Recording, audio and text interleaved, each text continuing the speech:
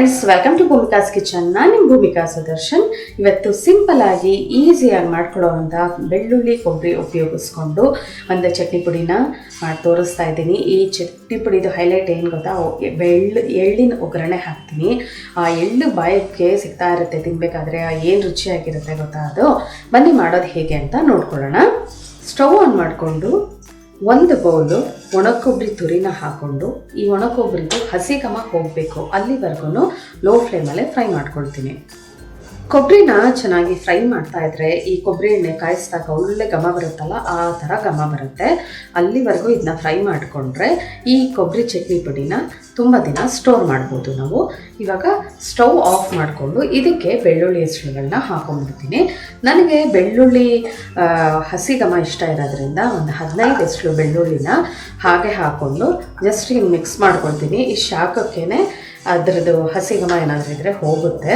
ನಿಮಗೆ ಒಂದು ಚೂರು ಅದ್ರ ಹಸಿ ಘಮ ಇಷ್ಟ ಆಗಲ್ಲ ಅನ್ನೋರು ಫಸ್ಟೇ ಬೆಳ್ಳುಳ್ಳಿ ಹಾಕ್ಕೊಂಡು ಕೊಬ್ಬರಿ ಜೊತೆನೇ ಫ್ರೈ ಮಾಡ್ಕೊಳ್ಳಿ. ಇದು ತಣ್ಣಗಾದ್ಮೇಲೆ ಮಿಕ್ಸರ್ ಜಾರ್ ಒಳಗಡೆ ಹಾಕ್ಕೊಳ್ತೀನಿ. ತಣ್ಣಗಾದ್ಮೇಲೆ ಮಿಕ್ಸರ್ ಜಾರ್ ಒಳಗಡೆ ಹಾಕ್ಕೊಳ್ತೀನಿ. 1.5 ಟೀ ಸ್ಪೂನಷ್ಟು ಅಚ್ಚಕಾರದ ಪುಡಿ, ರುಚಿಗೆ ತಕ್ಕಷ್ಟು ಉಪ್ಪು, ಅರ್ಧ ಟೀ ಸ್ಪೂನಷ್ಟು. ಇದನ್ನು ತರ್ತರಿಯಾಗಿ ರುಬ್ಕೊಳ್ಳೋಣ. ಗ್ರೈಂಡ್ ಅಂದರೆ ಬ್ಲೆಂಡ್ ಮಾಡ್ಕೊಂಡು ರುಬ್ಕೋಬೇಕು. ಒಂದು 2-3 ಸಲ ಬ್ಲೆಂಡ್ ಮಾಡಿ ನಂತರ ಟೇಸ್ಟ್ ಮಾಡಿ ನೋಡಿ. ನಿಮಗೆ ಖಾರ ಸಾಕಾಗಲಿಲ್ಲ ಅಂತ ಅಂದರೆ ಇನ್ನೊಂದು ಸ್ವಲ್ಪ ಖಾರ ಹಾಕೋಬೋದು. ನಾನು ಇನ್ನೊಂದು ಅರ್ಧ ಟೀ ಸ್ಪೂನಷ್ಟು ಖಾರದ ಪುಡಿ ಹಾಕೊಂಡಿದ್ದೀನಿ. ಇವಾಗ ಇದಕ್ಕೆ ಒಗ್ಗರಣೆ ಹಾಕೊಳ್ಳೋಣ. ಸ್ಟವ್ ಆನ್ ಮಾಡಿಕೊಂಡು ಒಂದು ಚಿಕ್ಕ ಬಾಣಲೆ ಒಳಗಡೆ 1 ಟೀ ಸ್ಪೂನಷ್ಟು ಎಣ್ಣೆ ಹಾಕೊಂಡಿದ್ದೀನಿ. ಎಣ್ಣೆ ಒಂಚೂರು ಬಿಸಿ ಆಗ್ತಿದ್ದ ಹಾಗೆ 1 ಗರಿಯಷ್ಟು ಕರಿಬೇವಿನ ಸೊಪ್ಪು ಹಾಕೊಂಡಿದ್ದೀನಿ. ಕರಿಬೇವಿನ ಸೊಪ್ಪು ಗರಿಗರಿಯಾಗಿ ಫ್ರೈ ಆಗಲಿ ಮೊದಲು. ಕರಿಬೇವಿನ ಸೊಪ್ಪು ಒಳ್ಳೆ ಘಮ ಬರ್ತಾ ಇದೆ. ಈ ಟೈಮಲ್ಲಿ ಇದು ಗರ್ಗರಿ ಆದಾಗ 1 ಟೇಬಲ್ ಸ್ಪೂನಷ್ಟು ಎಳ್ಳು ಹಾಕೊಂಡಿದ್ದೀನಿ.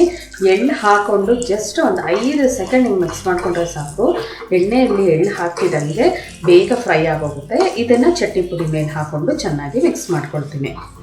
ಚಟ್ನಿ ಪುಡಿನ ನಾನು ಯಾವ ಬಾಣಲಿಯಲ್ಲಿ ಫ್ರೈ ಮಾಡ್ಕೊಂಡಿದ್ದೆ ಕೊಬ್ಬರಿನ ಅದಕ್ಕೆ ಹಾಕ್ಕೊಂಡಿದ್ದೀನಿ. ಇವಾಗ ಈ ಒಂದು ಫ್ರೈ ಮಾಡ್ಕೊಂಡಿರೋಂಥ ಎಳ್ಳು ಕರಿಬೇವಿನ ಸೊಪ್ಪನ್ನ ಹಾಕ್ತಾಯಿದ್ದೀನಿ.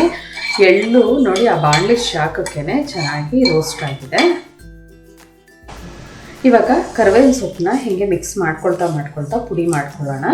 ಆವಾಗ ಹೊಂದ್ಕೊಂಡಂಗಾಗಿ ತುಂಬ ರುಚಿ ಚೆನ್ನಾಗಿರುತ್ತೆ. ಈ ಚಟ್ನಿ ಪುಡಿ ಸ್ಪೆಷಲ್ ಏನು ಗೊತ್ತಾ, ತಿನ್ನಬೇಕಾದ್ರೆ ಎಳ್ಳು ಬಾಯಿಗೆ ಸಿಗುತ್ತಲ್ಲ ಈಟಾಗಿ, ಆಹಾ ಅದು ಏನು ರುಚಿಯಾಗಿರುತ್ತೆ ಗೊತ್ತಾ. ಬಿಸಿ ಬಿಸಿ ಅನ್ನಕ್ಕೆ ತುಪ್ಪ ಹಾಕ್ಕೊಂಡು ಈ ಚಟ್ನಿ ಪುಡಿ ಬೇಕಾದರೂ ತಿನ್ಬೋದು ನೀವು. ಇಲ್ಲ ಅಂತ ಅಂದರೆ ಚಪಾತಿ ಮೇಲೆ ಅಥವಾ ರೊಟ್ಟಿ ಮೇಲೆ ತುಪ್ಪ ಹಾಕಿ ಈ ಚಟ್ನಿ ಪುಡಿನ ಉದುರಿಸಿ ರೋಲ್ ಮಾಡ್ಕೊಂಡು ತಿಂದ್ರಂತೂ ಏನು ಚೆನ್ನಾಗಿರುತ್ತೆ ಗೊತ್ತಾ. ಊಟಕ್ಕಾದರೂ ಬಡಿಸ್ಕೊಳ್ಳಿ, ಇಲ್ಲ ತಿಂಡಿ ಜೊತೆನಾದರೂ ಸರ್ವ್ ಮಾಡಿ, ತುಂಬಾ ರುಚಿಯಾಗಿರುತ್ತೆ. ನೋಡಿದ್ರಲ್ಲ 10 ನಿಮಿಷದಲ್ಲಿ ಎಷ್ಟು ಬೇಗ ಫಟಾಫಟ್ ಅಂತ ಈ ಕೊಬ್ಬರಿ ಚಟ್ನಿ ಪುಡಿನ ಮಾಡ್ಬೋದು ಅಂತ. ನೀವು ಕೂಡ ಮಾಡಿಕೊಂಡು ಹೇಗಿದೆ ಅಂತ ಕಮೆಂಟ್ ಬಾಕ್ಸಲ್ಲಿ ತಿಳಿಸಿ. ಇವತ್ತಿನ ಈ ಸಿಂಪಲ್ ರೆಸಿಪಿ ನಿಮ್ಗೆ ಇಷ್ಟ ಆಗಿದ್ದರೆ ಲೈಕ್ ಮಾಡಿ, ಶೇರ್ ಮಾಡಿ. ಯಾರೆಲ್ಲ ಇನ್ನೂ ಭೂಮಿಕಾಸ್ ಕಿಚನ್ಗೆ ಸಬ್ಸ್ಕ್ರೈಬ್ ಆಗಿಲ್ಲ ದಯವಿಟ್ಟು ಸಬ್ಸ್ಕ್ರೈಬ್ ಆಗಿ. Thanks for watching.